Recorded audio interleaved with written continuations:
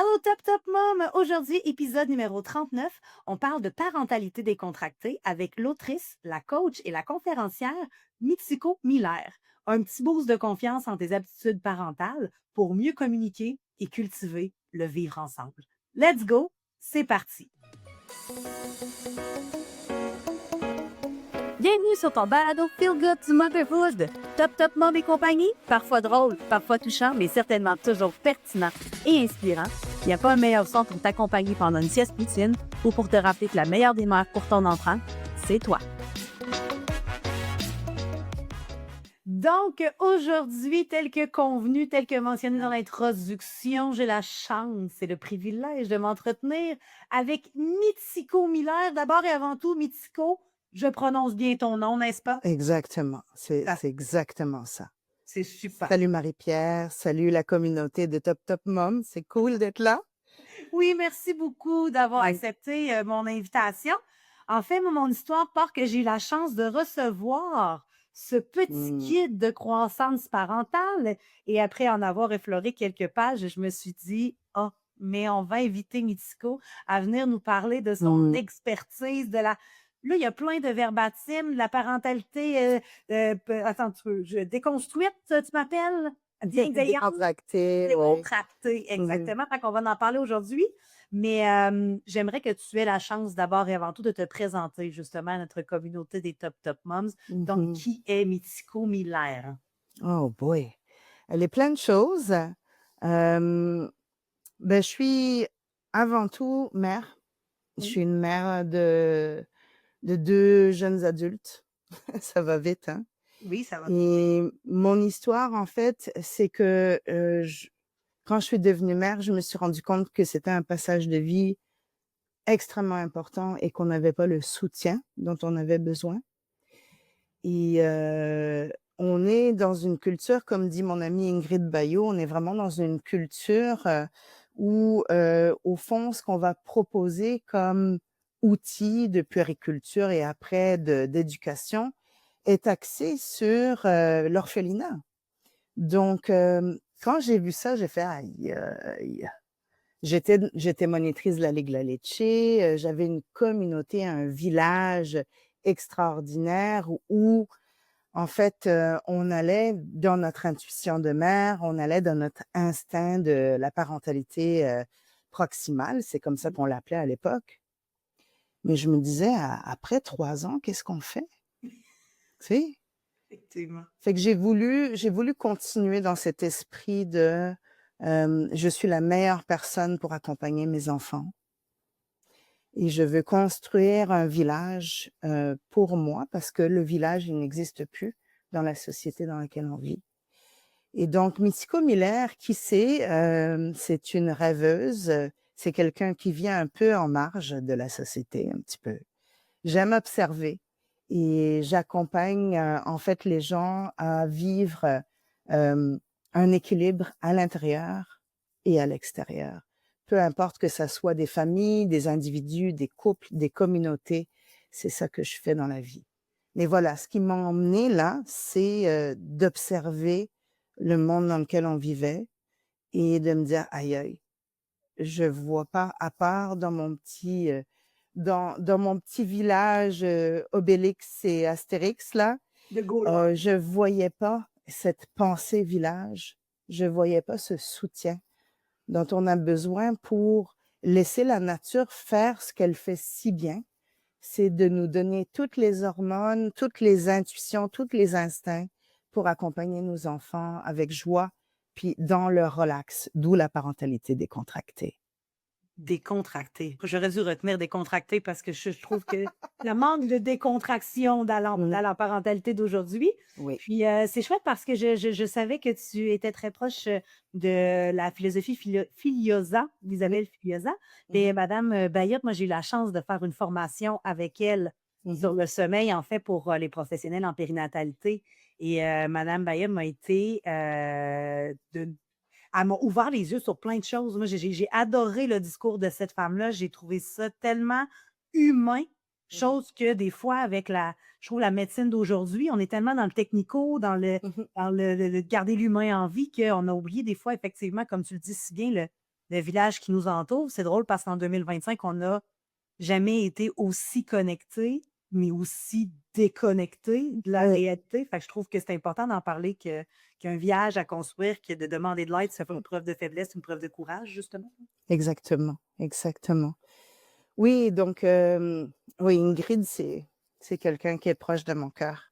C'est très drôle parce que Isabelle et Ingrid, ça a été un peu la même chose. On s'est rencontrés, puis ça a été le coup de foudre. Oui, vraiment des grandes dames. Moi, je les appelle les grandes dames de la parentalité, là, de dire que Exact. c'est de, oui, outiller les parents, mais sans oublier aussi le bébé humain. Tu sais, je trouve que c'est vraiment la zone grise qui est des fois un peu Mhm. oubliée, de dire on va prendre soin de la maman, du parent ou du bébé, mais tu sais, je pense que c'est vraiment de Mhm. travailler en symbiose, puis de Exact. moi, cette relation d'équipe-là C'est qui doit être. c'est un système, en fait. Mm. C'est un système. Puis au-delà du bébé et de la mère, il y a la famille. Et au-delà de la famille, il y a le village. Et au-delà du village, il y a la communauté. Tout ça existe en même temps. Et on a besoin d'avoir cette perspective multiple pour pouvoir vivre ce passage de vie avec le plus de joie, de détente, de confiance, qu'on a tout ce qu'il faut. On a vraiment tout ce qu'il faut pour être la personne la mieux placée pour soutenir nos enfants. On a tout un village qui nous aide.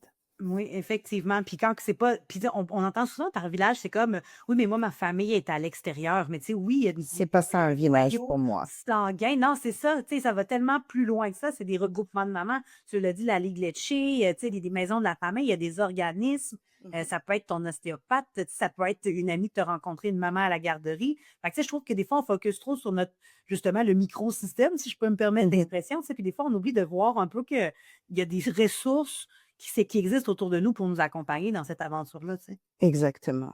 Et qui sont surtout là pour nous accompagner, pas pour nous dire quoi faire. Non. Parce qu'un village, c'est ça. Un village, c'est là pour nous soutenir, de nous aider, parfois de nous tenir les épaules parce on a le goût de s'effondrer. Parfois, c'est le village qui nous entend pleurer, qui nous entend chialer que c'est difficile et qui va pas là nous répondre et nous dire quoi faire, mais plutôt de nous permettre de se sentir soutenus. Ouais. Les écouter dans la bienveillance puis l'empathie et non pas dans Mhm.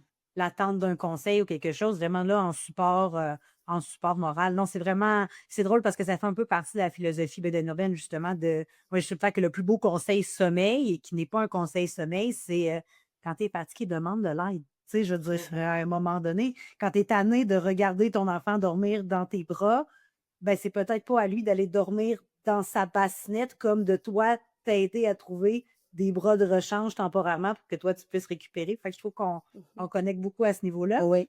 Puis il y a une autre chose aussi qui m'a quand même interpellée parce que, bon, moi, je l'ai dit d'entrée de jeu, là, mon garçon est rendu à 14 ans. Puis moi, je dis, j'ai tellement plus appris de Jacob Olivier qui apprendra jamais de moi, je suis convaincue, là. Moi, il me ramène à l'essentiel. J'ai un petit garçon très smooth. Moi qui, Mhm. dans ma tête, où tout va vite, ça me ramène vraiment C'est génial, hein? l'axe de vie, ben dis-moi, peut-être pas tout le temps, là, mais tu sais, quand Mm. même, j'essaie de me ramener à l'essentiel. Puis c'est drôle parce que tu me parlais effectivement que tu étais d'abord, avant tout, maman de deux humains extraordinaires, toi aussi. Puis tu Mhm. disais, tu sais, j'ai dédié ce livre, Le petit guide de la parentalité, là, j'ai dédié ce livre à mes deux enfants, mes maîtres et mes sensei. Mhm. Je trouve que c'est vrai de voir plutôt à l'inverse quand on peut leur apprendre à parler puis à marcher, mais somme toute, l'important de la vie puis le bonheur à cultiver, je trouve tellement Mhm. que c'est souvent eux qui vont nous le ramener beaucoup plus que nous. Exact. Tu sais, c'est drôle parce que quand j'étais au cégep, c'est une des questions qu'on avait dans un cours, c'était d'interviewer nos parents. Mm. Puis, donc, c'était le cours genre psychologie 101. Et donc, j'ai interviewé mon père, puis je lui ai dit, quand est-ce que tu es devenu un adulte? Et il m'a répondu, quand je suis devenu père. Oui. Et moi, je dirais que oui, c'est la même chose pour moi. Je suis devenue une adulte quand je suis devenue mère. Parce que je me suis rendu compte, en fait, de toutes les limitations que j'avais, tout le trauma que j'avais, toutes les blessures qui m'empêchaient d'être réellement présente.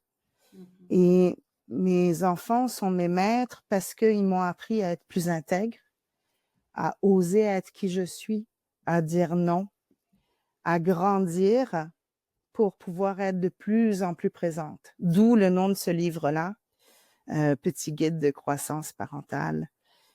Tu sais, dans le sens où, au fond, si on veut vraiment accompagner nos enfants, on a juste besoin de se détendre, lâcher un petit peu notre petit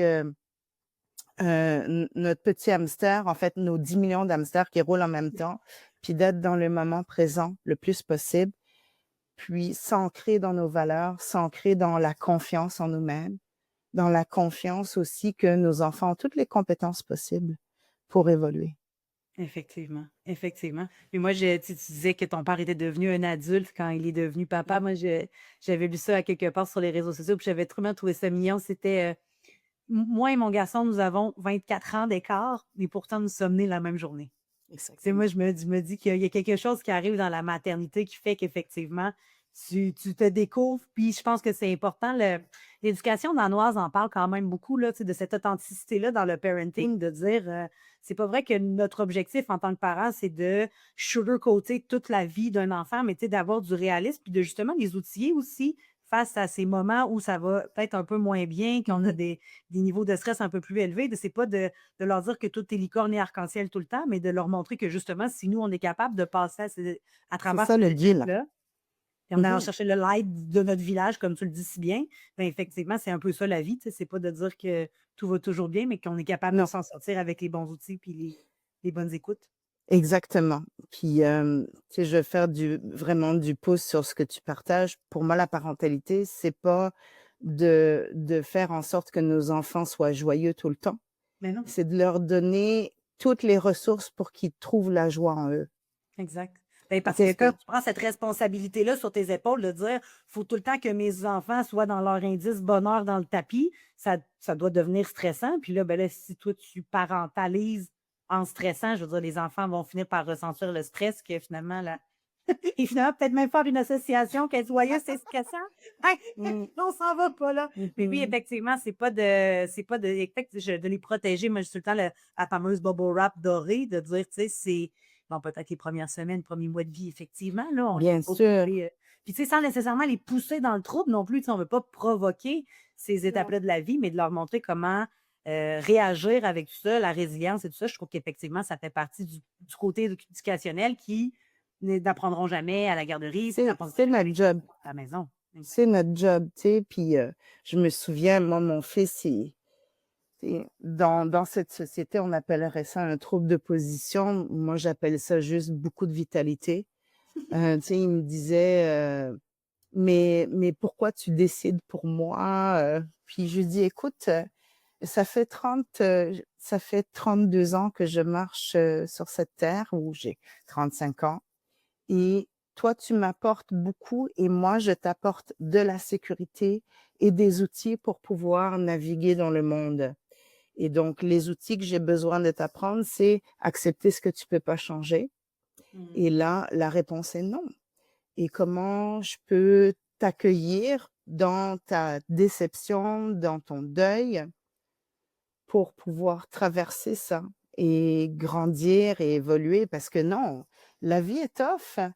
Et notre job, c'est de vraiment aider nos enfants à traverser leur déception, leur tristesse, leur deuil, leur joie, Mmh. leur colère.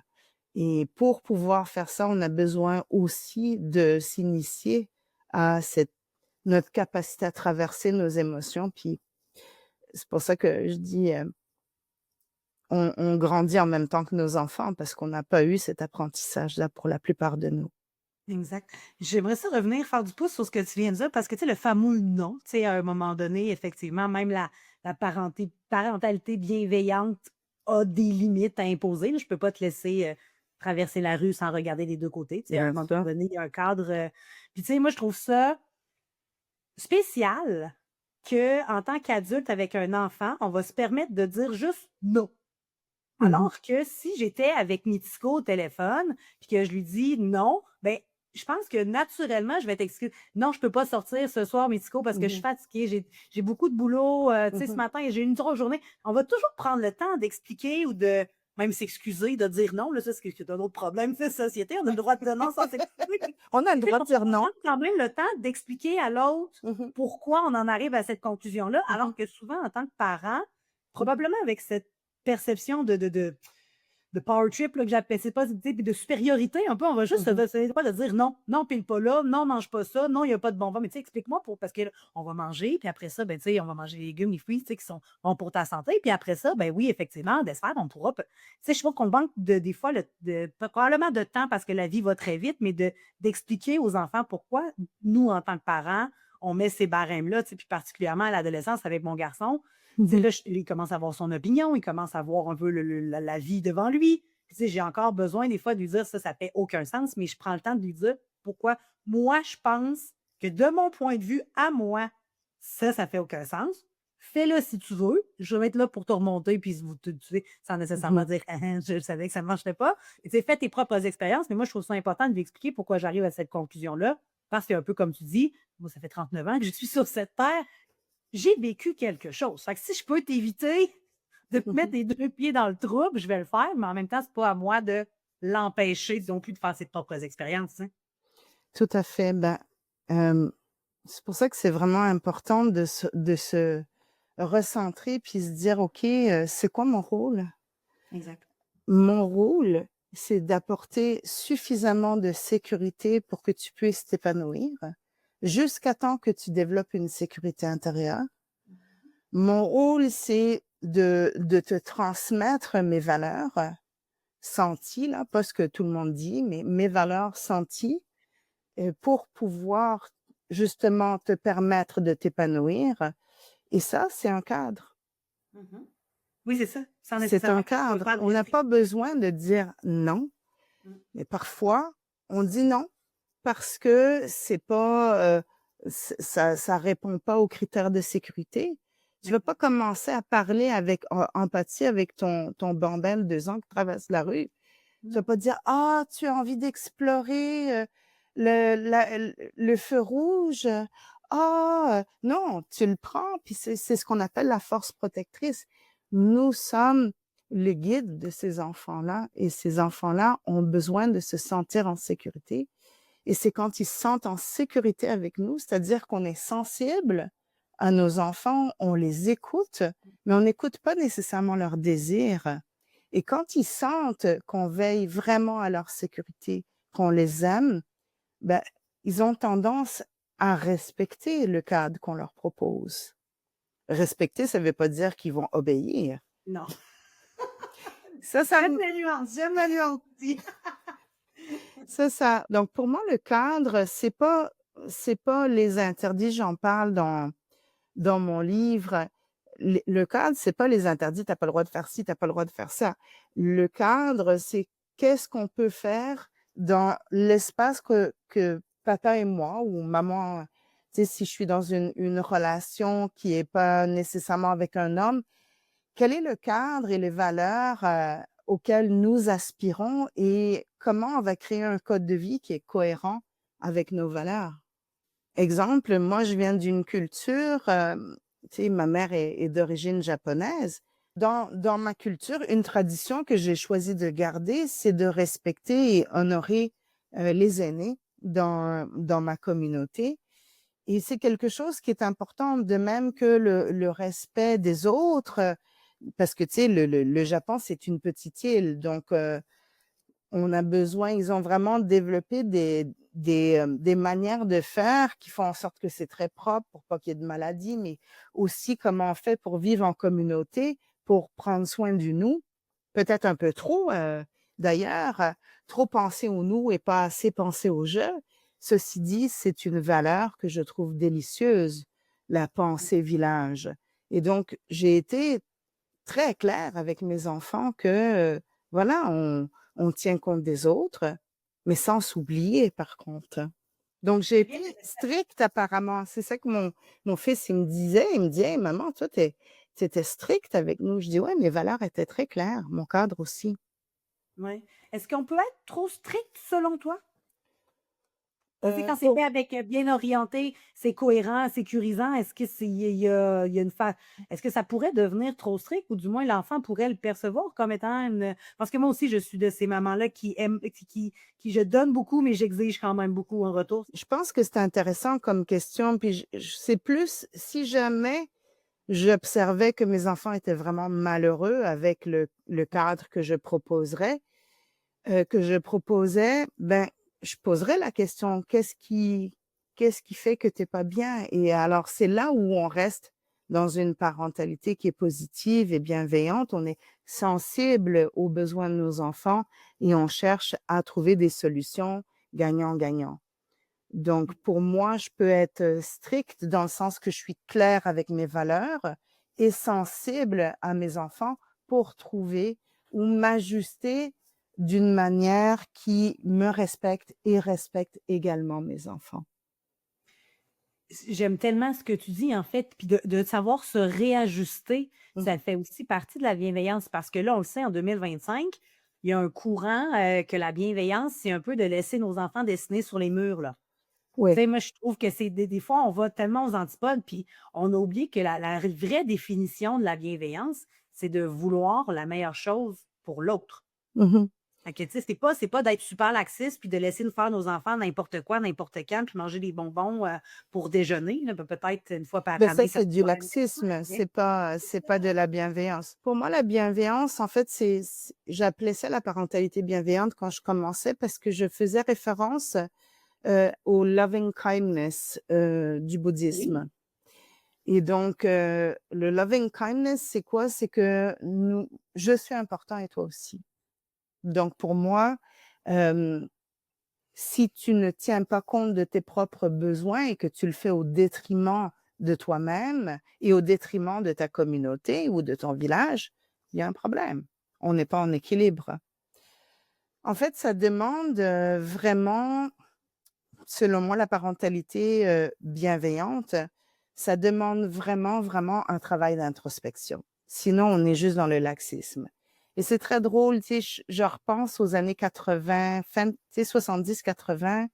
On est en train de vivre un cycle très, très, très similaire, OK. où il y a eu des abus, des excès, justement. On voulait des enfants libres, les libres enfants de Summerhill. Et donc dans les années 70, tu sais, c'était les communes et Bien. la liberté, mais c'est ça, c'est que on a compris la liberté en opposition à ce qu'on a connu, au lieu de s'asseoir avec qu'est-ce que c'est la liberté? Et on est en train de vivre la même chose, selon moi, la même chose que dans les années 70-80, c'est qu'on n'a pas su comprendre c'est quoi la liberté. On l'opposait à l'autorité, alors qu'un enfant a besoin d'un guide. Il a juste besoin d'un guide qui sort du pouvoir sûr, de l'autoritarisme. Et l'autoritarisme, c'est une manière d'utiliser son pouvoir qui écrase les autres. Donc, dans mon livre, j'en parle aussi de t'asseoir avec tes fantômes, t'asseoir avec ce à quoi tu t'opposes, puis aller un peu plus loin que ça. Tu peux pas juste dire, je veux pas faire comme mes parents. Oui, OK, tu veux pas faire comme tes parents. Qu'est-ce que tu veux faire? Concrètement, comment tu vas mettre ça en pratique et ça sert à quoi exactement? Est-ce que c'est cohérent? Donc souvent, on va se dire: «Ah ben, je veux pas utiliser mon pouvoir ou je veux pas être autoritaire». Mais qu'est-ce que c'est l'autorité? Parce qu'un enfant a besoin de se sentir en sécurité pour évoluer. Un enfant qui a trop de liberté ou qui ne sait pas où aller, quoi faire, est un enfant extrêmement anxieux.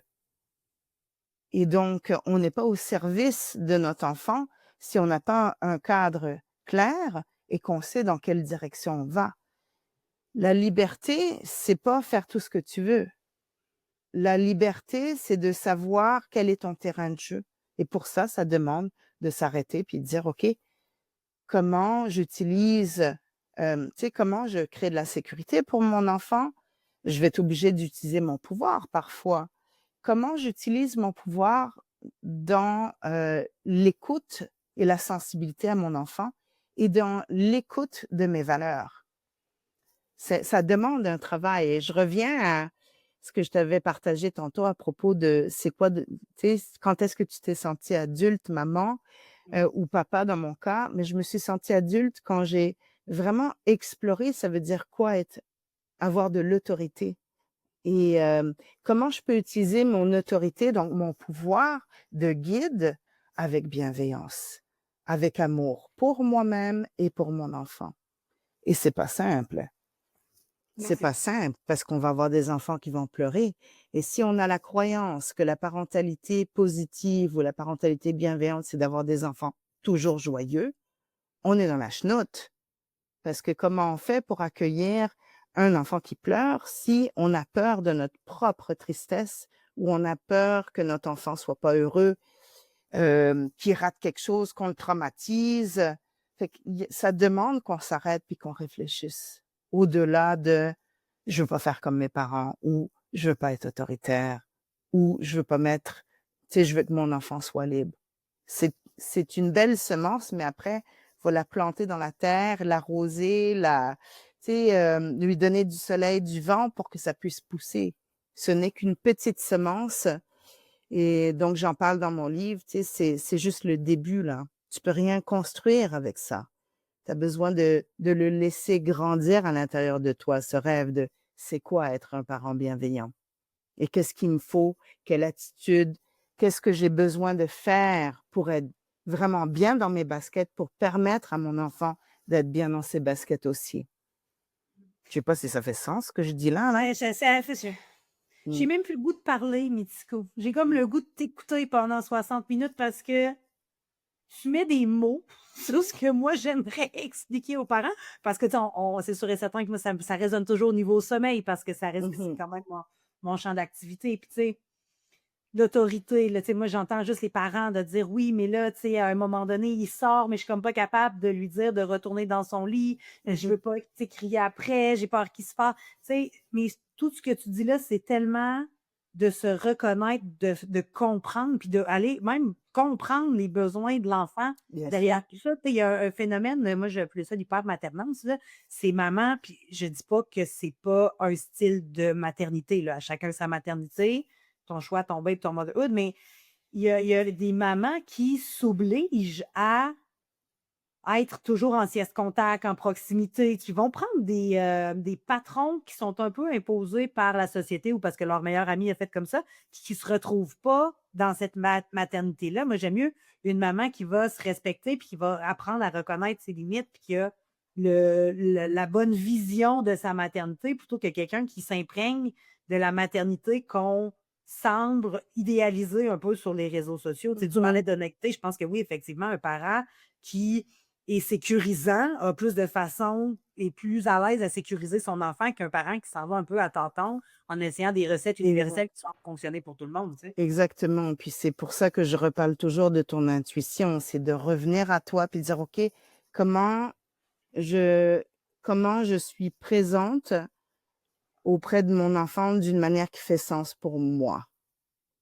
Et donc, j'aimerais juste dire par rapport à la parentalité proximale que, tu sais, on vit beaucoup dans la peur de pas être dans la présence auprès de notre enfant, mais j'aimerais juste rappeler les recherches d'Edward Oui. Tronick, tu sais, qui dit que c'est normal qu'il y ait des ruptures dans le lien qu'on peut avoir avec notre enfant. On va aux toilettes, on va prendre une douche, notre enfant voulait qu'on soit disponible, mais on était au téléphone. Tu sais, je pense que c'est important de voir le big picture. Puis le big picture, c'est que si on est capable d'être vraiment en lien avec notre enfant 30% du temps, C'est pas beaucoup, là. non, non, c'est pas beaucoup.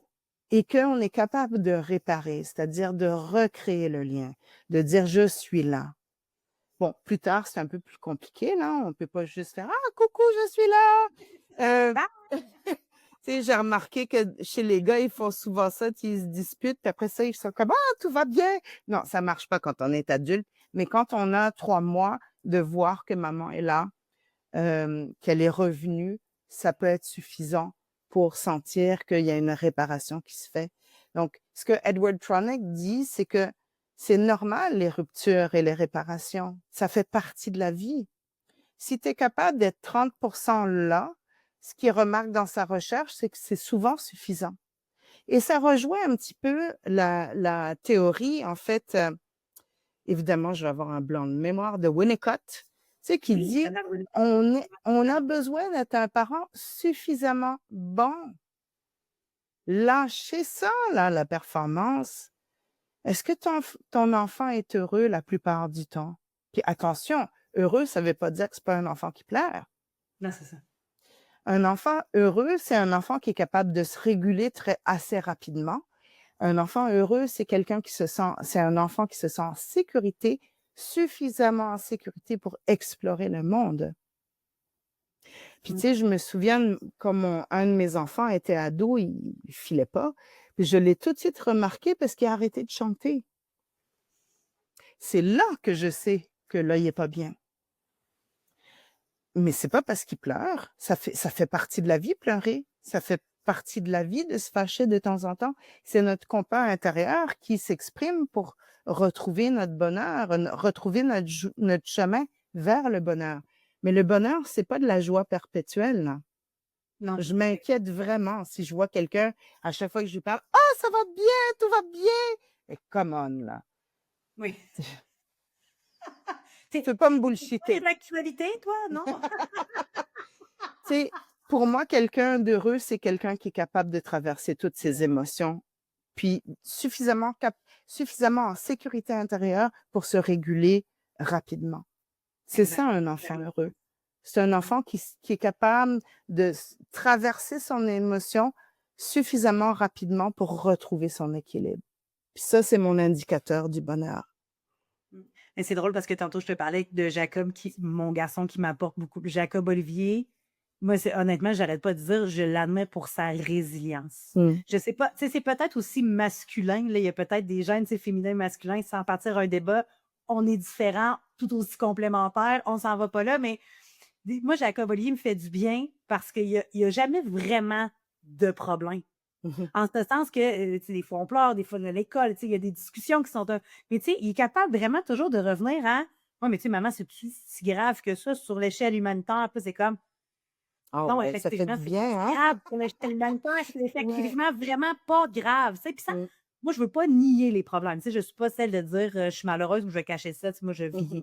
tout se vit très intensément Mmh. chez moi, un petit peu, mes crises de larmes, comme mes crises de joie. Mais c'est ça! Mais puis, tu sais, Jacob Olivier, moi, peut-être t'es un peu pogné avec moi parce que t'as 14 ans, tu peux pas t'en aller nulle part. Mais en même temps, j'essaie toujours de lui faire remarquer que, tu sais, somme toute, quand on se couche le soir, on est toujours capable de se dire bonne nuit puis qu'on s'aime puis que C'est demain ça. est une autre journée, tu sais. Mais ça, je pense que c'est lui. Tu sais, moi, son père est parti au Mexique, revivre au Mexique. On a des contacts encore avec, mais, tu sais, depuis l'âge de 2 ans, Jacob Olivier et moi, on est, Mmh. bon, moi, lui et mes parents qui m'ont été d'une grande aide. J'ai une tribu incroyable. Mais somme toute, moi, à un moment donné, quand Jacob a été à l'âge de comprendre que nous étions une équipe, puis que c'était pas lui ou moi, c'était lui et moi. Des Exactement. fois, moi, il fallait que je me calme ou que, tu sais, que je change un peu mes repères pour m'adapter à lui. Puis que Mmh. lui, des fois aussi, quand il nous restait 33 secondes pour partir à l'école, Mmh. là, tu sais, pas moi qui décide que ça colle, ça sonne à 8h30. C'est ça. Fait que je regarderai pas 10 minutes à regarder lacet tes lacets puis à te dire, ben, débrouille-toi, à un moment donné, je vais t'aider. Et le lendemain, il faut que tu peut-être commencer plus tôt à attacher tes lacets parce que là, Mmh. clairement, tu sais. Fait que Exactement. puis là, ça m'amène à une question, là, puis je veux te la poser à toi. Peut-être que tu n'auras pas la réponse, mais il faut que je la pose. C'est quand le glitch universel parent parfait, c'est quand est-ce qu'on a décidé que là, à un moment donné, nous, pour avoir des enfants heureux, fallait être parfait? Mmh.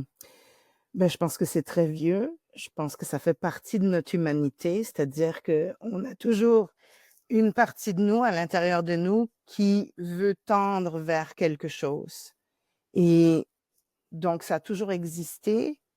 Là où c'est devenu vraiment, probablement plus difficile, c'est quand on a commencé, ça c'est mon avis, hein. C'est Ouais. quand on a commencé à écrire des livres écrits par des médecins, des experts sur la parentalité, sur la puériculture, qu'on a commencé à perdre contact avec notre intuition. Moi, c'est mon avis personnel. Parce on a manqué de, j'aime juste le mot jugement, mais c'est pas bon, parce qu'on a manqué de vision sur le big picture. On a ouvert ces livres-là, puis on s'est dit, si c'est écrit noir sur blanc, c'est que ça doit être vrai, donc je m'enligne là. Mmh. Ben, enfin, c'est un avis, OK? Donc, il y a des gens qui veulent dire: «Ah, on n'est pas d'accord». On jase. Hem, Tu sais, je pense que on a toujours eu des intuitions quand même. Et il y avait aussi, une communauté qui faisait en sorte que, on voyait comment allaiter, on voyait comment s'occuper d'un bébé. Hem, si je fais cette tranche de vie-là que j'observe, c'est que au tournant du 19e siècle, tu sais, on utilisait beaucoup des biberons, mais on connaissait pas encore l'impact, en fait, des bactéries dans les petits biberons. Donc, il y avait beaucoup, beaucoup de morts, tu sais, infantiles. C'était énorme et les gens ont vraiment eu peur. Donc, on s'est tourné vers des experts, des médecins qui nous disaient comment faire en sorte que les bébés ne meurent pas.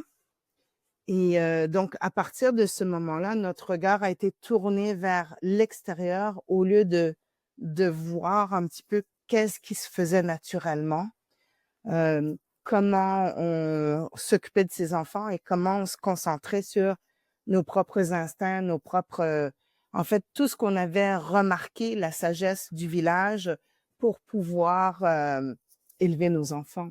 Mais peut-être que c'est beaucoup plus vieux que ça, parce que je pourrais parler aussi de l'époque de Jean-Jacques Rousseau, où il disait les femmes, reprenez en fait vos enfants, occupez-vous de vos enfants, parce qu'à l'époque, on envoyait nos bébés chez des nourrices. Donc, c'est peut-être encore plus vieux que ça. Mais là, de vraiment se dire, je ne sais pas comment m'occuper de mon bébé, je dirais que récemment, c'est ça. C'est vraiment le tournant tu sais, le mouvement hygiéniste là, du 19e siècle qui a duré jusque dans les années 50-60. Là. Je me souviens d'avoir lu la biographie de Brigitte Bardot, puis il fallait pas toucher ton bébé. On voit des images des infirmières avec des masques, quasiment des gants, en train de donner le biberon à des bébés dans des milieux complètement aseptisés. C'est quand même intéressant de voir. Mais le moment où on s'est tourné vers l'expert, je pense qu'on a oublié tout ce que dans nos os, on a déjà toute cette expérience humaine qui nous ont été transmises de génération en génération. OK. Fait que là, on revient sur... Fait que je suis curieuse, attends une minute là, je suis curieuse de savoir, ça te fait quoi d'entendre cette réponse-là? Hey, je la trouve vraiment intéressante. Puis effectivement, ben, tu sais, moi, je suis pour mon dire que moi, ce que je te l'ai dit, en d'entrée de jeu, en te posant la question, il y a eu un glitch dans notre histoire. Et là, à un moment donné, les parents, ils se sont dit, oh boy, je pourrais briser mon enfant, moi, là. Fait que là, tout ce que je vais faire, dire, mettre en application, a des impacts sur toute sa vie au grand complet. On a tellement mis d'emphase sur tout se joue de 0 à 5 ans que là, c'est rendu qu'on marche des coquilles d'œufs. On prend la vie d'un peu tout le monde. Tu l'as dit. Hey, lui s'appelle Docteur. Ce qu'il raconte, ça doit être vrai. Je la connais pas du tout, mais elle a 250 000 abonnés sur Instagram. Donc, c'est sûr que ce qu'elle raconte, ça doit être vrai. Puis, on oublie cet instinct-là. Puis, c'est souvent dit, parce que j'ai lu quand même quelques livres sur la maternité, là, entre autres, par une série Roberts, pour ne pas la nommer. Ça m'a pas sur le développement de l'enfant, mais vraiment sur la maternité, parce qu'il y a de plus en plus de femmes fortes et courageuses qui se lèvent debout puis qui font comme moi, je trouve ça difficile. Moi, je trippe pas tant que ça, finalement. J'adore mes enfants. Être maman, pas tant. Puis on parle souvent de cet instinct-là. Puis moi, ça me fait capoter qu'on ait aussi diminué l'instinct maternel à. On dirait que c'est parce que c'est comme si avoir l'instinct maternel, c'est du fait qu'on se trompera jamais. Moi, j'ai l'instinct maternel, je suis capable d'interpréter les pleurs de mon enfant.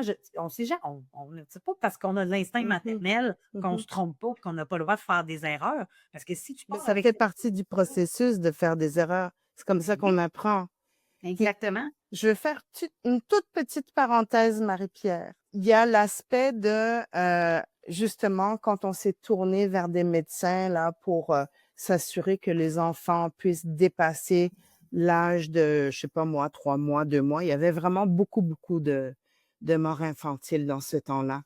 Mais l'autre aspect aussi, c'est qu'on a beaucoup, beaucoup mis l'emphase sur réfléchir le mental. En fait, pas réfléchir, le mental. Tu sais, il faut faire ça comme ceci, voici la recette de pain, voici la recette pour faire des enfants heureux. Et donc, tu sais, si on regarde le système éducatif, il est beaucoup dans le pouvoir sûr aussi, c'est-à-dire, OK, les mathématiques, ça se passe de même. C'est noté, c'est comme ça que ça se passe. Donc, on est aussi habitué à se tourner vers une figure d'autorité pour pouvoir prendre des décisions au lieu de se questionner soi-même. Donc, je pense que ça aussi, ça fait partie de la réalité. On se questionne beaucoup sur les modes à suivre, les protocoles à suivre, et au lieu de tout simplement vivre et se faire confiance et faire des erreurs, apprendre de nos erreurs. C'est toute une société qui est axée vers la performance. Et qui dit performance dit t'as pas le droit à l'erreur. Non, Et c'est c'est ça. dommage parce que la réalité, c'est qu'on apprend par l'erreur. Effectivement, oui. C'est des Fait beaux apprentissages, souvent, viennent des expériences qu'on a vécues. Mais tu sais, moi, ce que je trouve, là, bon, Marie-Pierre Villeneuve et non plus Bedanovenne prend le micro. Merci, Mitsuko. Mais là, faut la part. Et que moi, ce que je trouve plate dans ce fond de raconte-là, Mmh. c'est que j'ose croire que la prémisse d'avoir des experts qui vont se positionner. Là, on a parlé des biberons, les bactéries, les Mmh. essais infantiles. Mais moi, je peux te prendre encore un sujet qui m'interpose à moi, qui m'interpelle grandement, le fameux cododo. Mmh. Tu sais, quand l'entité Santé Canada dit le cododo en lit partagé, c'est dangereux, faites pas ça. Je pense que j'essaye, en tout cas, du moins à quasiment 40 ans, avoir suffisamment de jugement pour comprendre que la prémisse de tout ça, c'est quand même pour la sécurité puis la santé de nos enfants. Mmh. Et où le bas blesse, Mmh. c'est que moi, je comprends pas que quand on met en marge des énoncés, des règles à suivre, des protocoles, comme tu l'as si bien dit, qu'il y a personne dans ces équipes d'experts-là qui est suffisamment outillé pour mettre un peu de nuance. En ce sens qu'effectivement, je prends mon exemple du cododo, pratiquer comme des cabochons, ça peut devenir dangereux, On est effectivement. d'accord. Bon. Puis souvent, les histoires d'horreur qu'on entend du cododo, quand tu prends le temps de lire le dernier paragraphe du Journal de Québec, et il y avait une cigarette dans la bouche, il avait fumé 16 joints, il était en dépression. Je veux dire, il n'y avait plus rien qui allait dans Oui. la dynamique familiale qui a exacerbé, en fait, les risques du cododo. Mmh. Fait que là, je me permets qu'on se challenge, toi puis moi, là, puis peut-être qu'on n'a pas la réponse, mais moi, je comprends pas, il est où, humainement, cette nuance-là. Puis, tu sais, on peut même extrapoler au point de vue planétaire en ce moment. Les gens sont en train de se polariser complètement. T'es pour, t'es contre. Puis, il n'y a plus personne qui est capable de se positionner puis de dire, ben, toi, je pense que tu as un petit peu raison. C'est juste que de la façon que tu le formules puis que tu veux mettre tes grandes chaussures dans un système de gouvernement, ça marche pas. Puis de l'autre côté, ben, tu sais, effectivement, Mmh. toi aussi, tu as raison. Fait que c'est qui cet expert-là? Puis là, on va enlever le mot expert parce que je sais que tu ne l'aimes pas. Mais c'est qui vient faire le diapason? Parce qu'en tant que parent, c'est sûr que tu veux, tu sais, fondamentalement le meilleur pour ton enfant sans être Mmh. parfait. Faut se tromper, mais veut pas. Ça en prend des gens, là, qui vont nous outiller, tu sais. Puis là, quand tu trouves les réseaux sociaux, ben, souvent, tu as de la difficulté de trouver des Mmh. discours qui t'interpellent vraiment parce que tu veux pas, Tout à tu es fait. humaine. Puis fait que c'est comment qu'on fait pour essayer de Mmh. ramener dans la parentalité cette nuance-là, tu sais, Oui, mettons, à part oui. mythico-minaire, là. Bon, alors, j'ai une théorie par rapport à ça, mais on Écoute, jase. OK? on jase, oui, on jase. Les sciences, OK, ça termine toujours, c'est drôle parce que j'ai aidé mon fils à préparer un examen sur la philosophie des sciences, puis ça termine toujours avec ce qu'il fallait démontrer. Oui. Alors, ce qui est important à retenir, c'est que le rôle de la science, ce n'est pas d'apporter des nuances. Non, OK. Ça, c'est mon avis personnel. Mais ça mène à l'eau, oui. Alors, ça va nous donner, des recherches ou peu importe, qui disent, ben, dans telle situation, c'est dangereux. Donc, ce qu'il fallait démontrer. Après, c'est à nous de prendre cette information, de dire oui, effectivement, ça c'est dangereux et de le nuancer. Parce que la science, t'imagines si la science commence à dire ça se pourrait que ça soit comme ça, je peux pas vraiment te dire ce qu'il fallait démontrer parce que X égale machin, machin, machin. C'est le rôle de la science de juste donner de l'information. Après, on peut pas faire de la science une religion. Non. C'est une recherche. Donc, en tant que parent, c'est important qu'on prenne cette information parce que je crois sincèrement que une personne qui est libre, c'est quelqu'un qui est capable de réfléchir, de parler en son nom, de suivre son cœur et de suivre ses besoins. Donc, pour moi, l'information scientifique, ça vient juste me donner de l'information ici, mais ça va pas nécessairement m'aider à me dire comment je me sens par rapport à ça, qu'est-ce que mon intuition puis mes besoins me disent. C'est à moi de faire ce travail-là. Puis est-ce que c'est, tu sais, parce que c'est sûr et certain qu'on est dans une société où on est de plus en plus scolarisé. Mhm. Est-ce que parfois la parentalité d'aujourd'hui devient pas trop compliquée parce que justement, on veut tellement chercher de la vraie information scientifique? Tu sais, moi, je me fais souvent dire, oui, mais as-tu des recherches là-dessus? Ben, j'ai Mhm. quand même 12 ans d'expérience qui est une méta-analyse assez importante en soi. Il Mhm. y en a des données, je parle le sommeil pour encore Ouais. donner mon Mhm. expertise. Moi, j'aime bien parler de ce que je connais. Fait que, mais tu sais, je trouve que des fois, les parents, tu sais, ouais, mais là, moi, mon médecin m'a dit là, qu'à 6 mois, là, mon enfant, il a plus faim. Oui, mais Mhm. toi, tu te sens comment? Oui, mais moi, il m'a dit. Oui, mais Mhm. j'ai Mais rien compris. ça emmène des certitudes quand on est anxieux. C'est ça. Fait que c'est de revenir à l'essentiel de se faire confiance, finalement. Exactement. Puis comment ça, on est. Ben là, je pense qu'on l'a dit, là, c'est que là, les experts sont venus mettre un peu leurs pieds dans notre parentalité, nous donner des protocoles. Puis est-ce que tu trouves que. J'aimerais que tu me donnes espoir, mais peut-être pas non plus. Mais est-ce que tu trouves que justement avec les Mythico, avec les Isabelle Filiosan, avec Boris Selnick, avec les Mythico Mineurs, on est en train d'essayer de changer un peu la parentalité, de dire, tu sais, les experts, c'est super le fun, la science, c'est super le fun, mais de revenir un peu, est-ce que tu penses qu'on a espoir d'arriver un jour à revenir à cet équilibre-là entre nos deux mondes? C'est quoi l'humanité? J'ai foi en l'humanité, mais je vois quand même un cycle qui se répète, c'est-à-dire qu'on est dans le pour et le contre. C'est-à-dire, on était pour la parentalité positive dans Ben Cute, on a fait du laxisme, et là, on se dit, oh mon Dieu, on est contre la parentalité positive parce que ça fait des enfants rois, ça fait des parents épuisés, mais jamais on se pose la question, mais qu'est-ce que j'avais envie de faire moi? Moi, qu'est-ce qui fait sens pour moi? Et tu vois, puis c'est dans ce sens-là que moi, je me distingue un peu quand même de la parentalité positive et du mouvement de parentalité bienveillante. C'est que je suis pour la célébration de notre instinct, de notre capacité à réfléchir et d'agir en cohérence avec notre cœur et nos besoins c'est ça, pour marcher vers notre bonheur. Tandis que il y a beaucoup de livres qui vont justement s'arrêter uniquement aux recherches scientifiques pour prouver leurs points. Moi, je suis pour vraiment célébrer notre intuition puis notre capacité à avoir du recul et réfléchir pour trouver notre propre solution. Je pense il y a probablement foi. euh, et pour ça, pour comprendre la parentalité positive, la parentalité proximale, la parentalité consciente, c'est les nouveaux mots à la mode, là. euh, Ça demande quand même de revisiter notre propre enfance.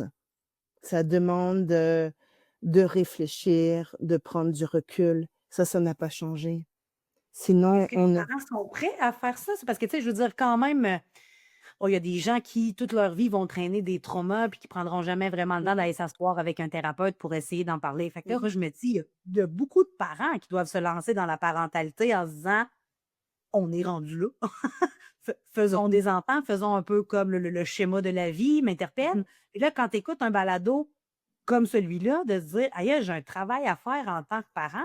Moi, je suis Mhm. certaine qu'il y a beaucoup de parents qui ont, mais tu sais, la vie va tellement vite, tu sais, puis je veux dire, c'est un Mhm. constat, puis on a beau se dire, sois pleinement conscient, tu sais, je trouve que, c'est pas que c'est devenu irréaliste, mais je trouve qu'effectivement, c'est une tâche de plus sur ta to-do list, mais tu sais, en même temps, si cette tâche-là fait que toute ta to-do list devient plus smooth, Mhm.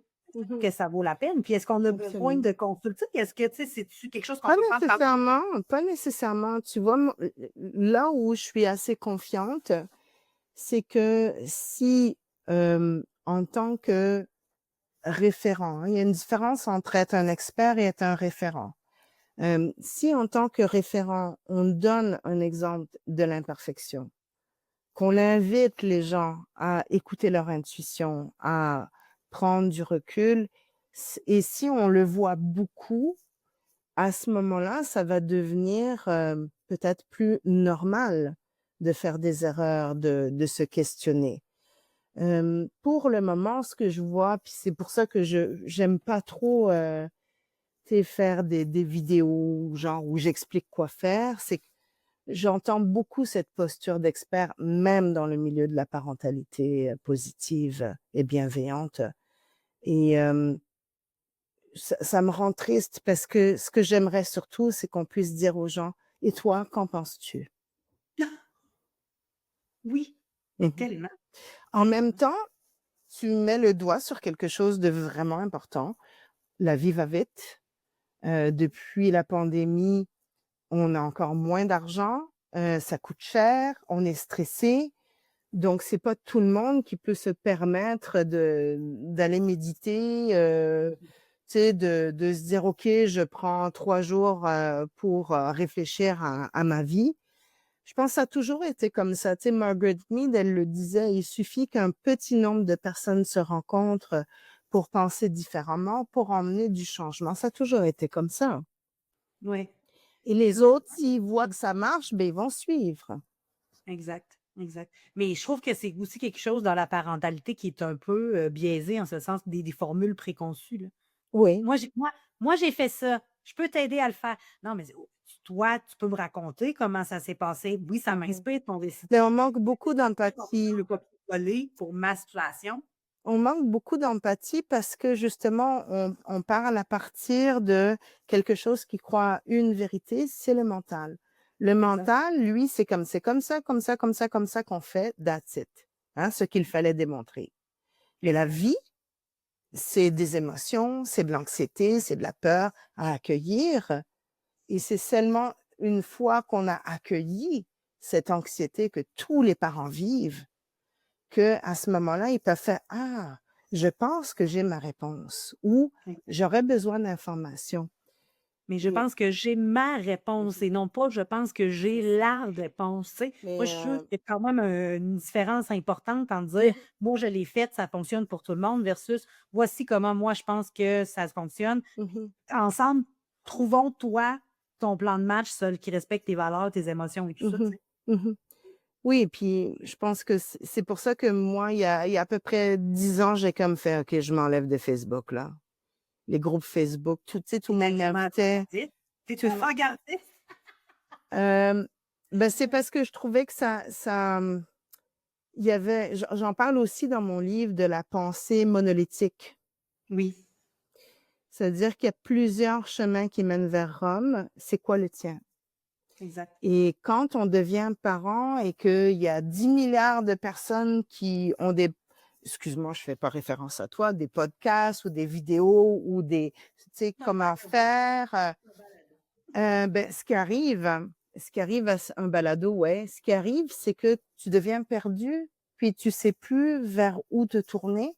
Donc, c'est normal que la réalité des jeunes parents, puis des jeunes mères, c'est d'être perdu au début, puis d'être anxieuse.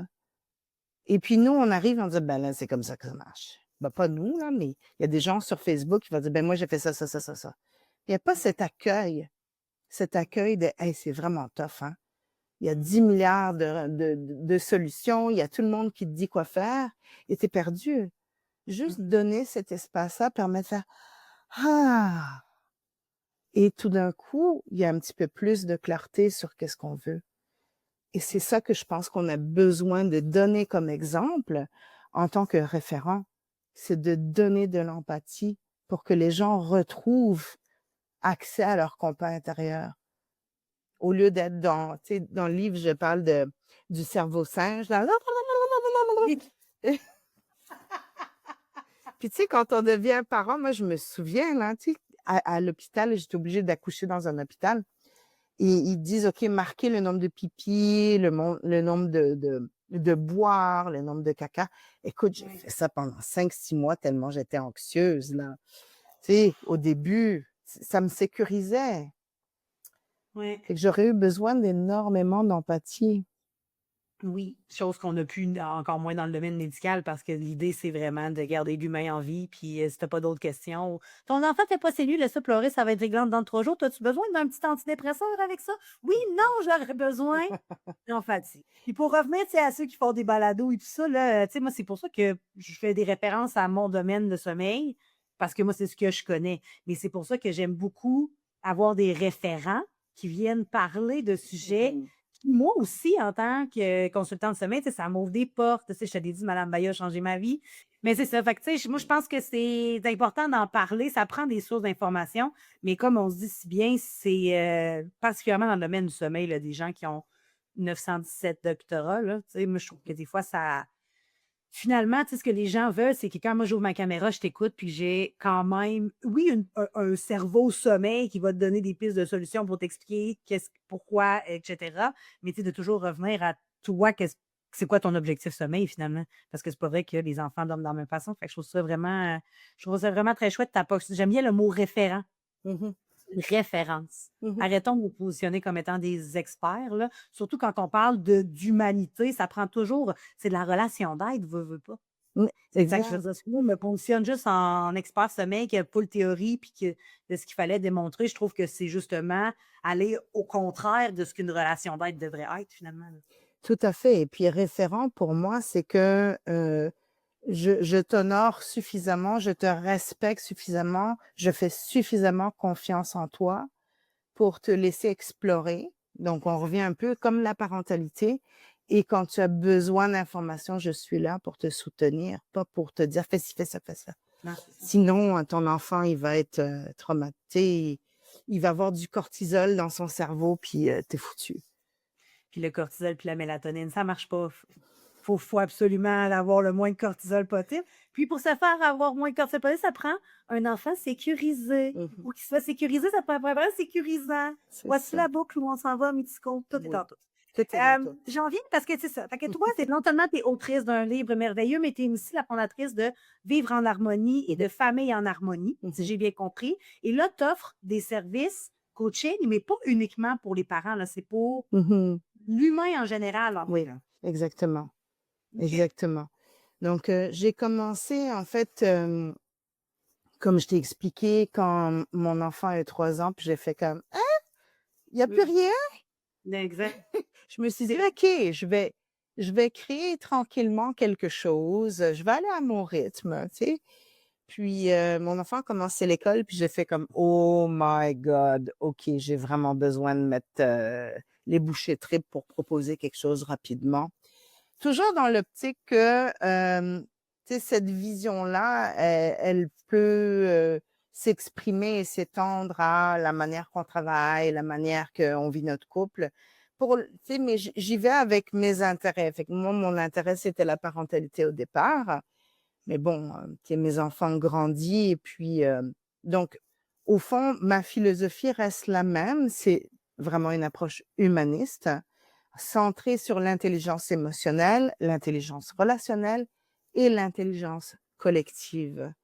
Donc, ben c'est ça. Donc, j'offre du soutien pour l'individu, pour les familles, pour le couple, pour les organismes aussi. J'ai encore un peu de difficulté avec les entreprises, mais je suis capable de faire exception quand c'est une entreprise consciente. J'ai un petit côté génération X, là. Non, mais à un moment, c'est aussi l'avantage d'être travailleur autonome, c'est que tu choisis avec qui tu as le goût de collaborer. Puis d'ailleurs, on l'a dit tantôt, apprendre à dire non, ça fait partie aussi des scènes d'habitude de vie qu'on ne fait pas, mais qu'on devrait tellement faire plus souvent. Exactement. Puis, ben, c'est comme ça que j'ai rencontré Isabelle Filiosa. Mais oui, comment qu'on en Ouais, fait qu'à collaborer ouais. avec Isabelle Filiola? Ah, ça C'est fait, c'était en 2014. Puis, elle venait pour la sortie d'un livre qu'elle avait. Et j'ai fait comme, hey! C'est dans le temps, j'étais active sur Facebook. Hey, il y a Isabelle Filiosa qui vient. Puis, donc, je suis allée elle faisait une petite conférence. Je suis allée, puis on s'est regardé, puis on a fait comme, wow! Puis elle m'a appelé le lendemain pour aller manger, puis on a comme fait, écoute, on a parlé un peu, puis on a fait d'accord. Je t'aime, je t'aime. Oui, c'est ça. Voilà. On s'est vus, on s'est reconnus, Puis bon, évidemment, j'ai eu accès quand même, tu sais, elle m'a posé beaucoup de questions sur les formations que j'avais, sur, ma démarche et tout. Et elle a complété en fait pour que je sois formée à la à sa méthode et que je puisse enseigner, mais c'était très, très, très, très similaire. Fait que, elle a dit comme: «OK, faisons une collaboration». Mais c'est très chouette. Elle doit pas en avoir des centaines, des collaboratrices, Isabelle Filiazade. Elle en a, mais voilà, je pense que c'était, tu sais, génial pour elle. Ça lui faisait toucher l'Amérique du Nord Ah et oui. donc c'était oui, c'était l'idéal pour elle. Puis, ben, moi, j'avais à ce moment-là, j'étais assez active sur les réseaux sociaux jusqu'à temps que je me décourage un petit peu, là. Donc j'offre ces ateliers, puis je suis surtout formatrice. C'est-à-dire que je OK. forme les gens à son approche depuis 10 ans. Si tu avais, mettons, 3 mots pour décrire l'approche de madame Filiosa? 5, mettons. Je vais te donner de chance. Hem, En gros, très similaire à la mienne. OK. Heu, Vraiment, vraiment enraciné dans l'attachement et OK. dans la collaboration et donc dans l'écoute des besoins et on a tous les 2 une approche psychocorporelle, c'est-à-dire qu'on comprend que les émotions, c'est pas juste: «Oh, tu as le droit d'être fâché», tu sais? C'est quelque chose de qui passe par le corps donc ouais, je te dirais que c'est dommage parce que elle a sorti 2 livres qui étaient plus axés sur la neuroscience et les gens ont juste accroché sur ce qu'il fallait démontrer, au lieu de voir toute la profondeur qu'il y avait dans son travail, et il y en a de la profondeur. Fait que, Ah oui, je l'adore. mmh J'avais suivi une masterclass à l'époque. Je me suis abreuvée de ces mots-là. Je trouve que ça elle fait partie justement de ce qui me redonne foi, moi, à la parentalité, de dire un jour, on va finir par comprendre que c'est pas de nier la science, c'est pas de tomber dans ce phénomène d'hypermaternance, de s'oublier pour ses enfants, c'est un tout finalement. Puis, tu mh. sais, je trouve qu'on n'en parle pas assez justement de cette symbiose-là, de ce Mmh. momentum d'équipe-là, de dire que pour aimer les autres, c'est tellement plus facile quand tu commences par te connaître puis t'aimer toi-même. Fait que je trouve Mmh. qu'elle fait partie un peu de ce mouvement-là, Tout à fait, tout à fait. Puis tu sais, juste pour distinguer quand même mon approche de la sienne, tu sais, ça me fait plaisir d'enseigner son approche. C'est que moi, j'ai vraiment une approche systémique, c'est-à-dire qu'on c'est pas juste ta relation avec ton enfant, c'est c'est une vraie mère, là. c'est vraiment ta communauté, ton village, donc ton premier village qui est ta famille, ensuite ta communauté, ton village, puis toute la, toute la société. Donc tu sais, souvent, moi, je vais aller parler de l'histoire, de l'économie, de la politique pour essayer de comprendre qu'est-ce qui se passe actuellement, puis les courants, de pensée. Donc, c'est sûr que quand tu suis un atelier avec moi, ça va être comme big picture, puis parfois, c'est un peu comme: «Wow, attends une minute là».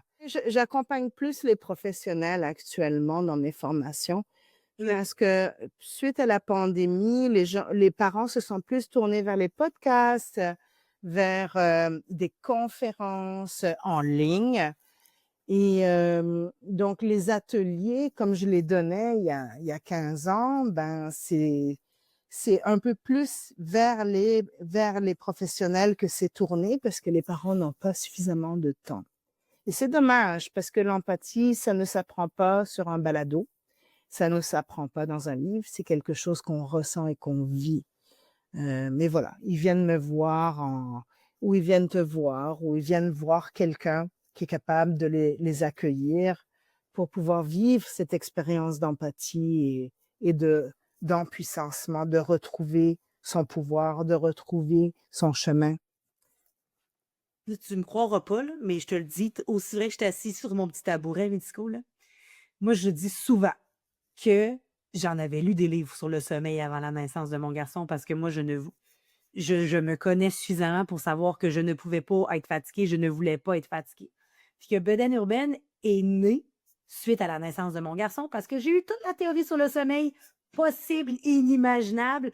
Et pourtant, je me suis ramassée avec un enfant qui, je pensais à l'époque, dormait pas, mais finalement, avec tout ce que j'ai entendu depuis, dormait vraiment très bien. Je le dis souvent, moi, j'ai écrit le livre que j'aurais voulu lire, c'est-à-dire qu'il y a 116 pages. Fait que, tu sais, je veux dire, je t'ai pas embourbée dans la théorie, mais je dis souvent aussi que la journée où tu ne peux plus parler avec la fille qui a écrit le livre, j'arrête de vendre le livre. Parce que dans ma tête, ça ne fonctionne pas. J'avais besoin d'une porte d'entrée pour que tu comprennes la philosophie Bedaine urbaine, à quel point c'est unique, c'est différent. Mais je veux toujours être disponible pour la personne de dire OK, j'aime sa façon de voir les choses, j'aime la façon dont elle explique un peu le sommeil, les besoins, mais tu sais, moi, mon bébé, quand? Fait que c'est quand tu me parles d'empathie, moi, je dis toujours que la partie j'adore enregistrer des palatos, mais ma partie préférée, c'est quand j'allume ma caméra, puis là, j'ai 2 parents devant moi, puis là, tu sais, oui, mais là, OK, je pense que vos attentes, c'est un peu exagéré, parce que il y a déjà 4 mois, mais il y a juste 4 mois. Oui, mais là, OK, je pense que, tu sais, le cadre est peut-être un peu trop flou. Puis ça, là, moi, ça, c'est vraiment encore là, la partie, là, quand les parents raccrochent, puis font comme, c'est ça, question, non, on est prêt, hein, oui, OK. Là, je sens que ça part, je sens qu'on a créé justement cette relation-là qui ne se crée pas avec des formations en ligne, mais jamais avec des outils. C'est là que la relation d'aide est vraiment, vraiment très puissante. Puis là, si on veut te rejoindre, nous, mettons qu'on a entendu parler de toi, nous qu'on est deux, mettons, en périnatalité, puis qu'on voudrait se former avec Mitsuko, comment ça te rejoindre sur notre chaîne? Oui, ben, je suis old school, hein. Moi, c'est un site web. Je suis pas, à part mettre des citations sur les réseaux sociaux, parce que je me dis, oh, au moins, je peux offrir ça. Peut-être que je vais trouver ma voie sur les réseaux sociaux, mais pas encore. Oui, c'est vraiment mon site. Donc, tout ce qui est relié à la parentalité ou à vraiment l'éducation ou le développement de l'enfance, on va retrouver ça sur familleharmonie.com. Donc, c'est famille en harmonie en quelque sorte. Ouais. C'est vraiment très intéressant. Écoute, Mitsuko, j'aimerais te garder dans mon cardex de référente de parentalité décontractée. Oui. Ça me fait quand même un mot de vocabulaire à ajouter dans mon... Mais j'aime bien la philosophie que je trouve que décontracté amène une nuance que la bienveillance, ça peut-être pas. Là. Je te donne juste la référence. En fait, c'est que dans la Ligue La Leche, on enseigne le laid back breastfeeding. OK. Donc, l'allaitement décontracté. Je me dis, ben moi, je fais du laid back parenting. Let's go. C'est ça que j'ai fait. Je suis relax, je m'amuse, j'ai du fun. Puis plus je m'amuse, plus je comprends le langage des enfants, plus ils se sentent entendus, plus c'est facile parce que ils me font confiance. Exact. Ils se sentent sécurisés, donc c'est sécurisant. Exactement. Amen. Merci beaucoup, Mitsuko. Je te dis à une très bientôt prochaine fois. J'ai adoré mon entretien. Merci beaucoup. C'est partagé, Marie-Pierre. J'ai beaucoup, beaucoup aimé. Alors, partageons la décontraction de la parentalité ensemble. À bientôt. Salut. Hey Top Top Mom, tu viens tout juste d'écouter un épisode du balado Top Top Mom et compagnie. Si tu as aimé cet épisode, donne-nous une dose de love en nous accordant la note parfaite de 5 étoiles ou encore mieux, écris-nous un petit mot en commentaire. Merci infiniment d'être aussi top et je te dis à très bientôt pour un prochain épisode de Top Top Mom et compagnie.